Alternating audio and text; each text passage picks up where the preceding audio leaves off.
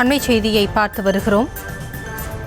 தமிழக பாஜக தலைவர் நைனா நாகேந்திரனுக்கு கருப்பு கொடி காட்டிய எக்ஸ் நிர்வாகியால் பரபரப்பு ஏற்பட்டு இருக்கிறது. அந்த பகுதியில் பரபரப்பான சூழல் காணப்படுகிறது. விவரங்களோடு இணைகிறார் நம்முடைய செய்தியாளர் அனிஷ். அனிஷ், என்ன நடந்தது? முழு விவரங்கள். அஸ்வினி வணக்கம். பாஜக மாநில தலைவருக்கு கருப்பு கொடி காட்டிய பெண் நிர்வாகியால் தற்பொழுது பரபரப்பு ஏற்பட்டுள்ளது.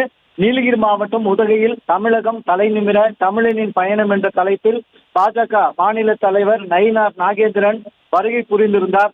அப்பொழுது உதகை ஏடிசி பகுதியில் கட்சியை விட்டு கடந்த சில நாட்களுக்கு முன்பு வெளியேற்றப்பட்ட விவசாய அணி துணை செயலாளர் வைஷாலி என்பவர் திடீரென நயினா நாகேந்திரன் வாகனம் முன்பு கருப்பு கொடி காட்டி மறியல் செய்ய முயன்றார்.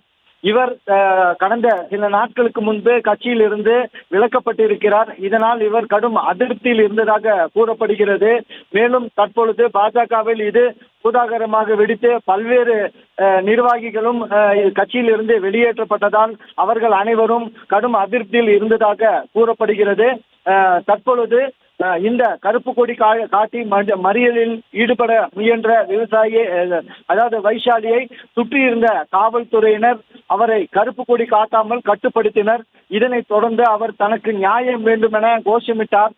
சுற்றி இருந்த காவல்துறையினர் மீறி செல்ல முடியாத நிலையில் அவர் திடீரென மயங்கி விழுந்தார். இதனைத் தொடர்ந்து அவசர மருத்துவர்கள் வரவழைக்கப்பட்டு சிகிச்சை அளிக்கப்பட்டது. இதனால் அப்பகுதியில் சிறிது நேரம் பரபரப்பு ஏற்பட்டது.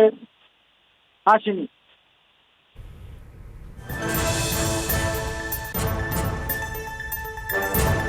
விவரங்களுக்கு நன்றி அனீஷ்.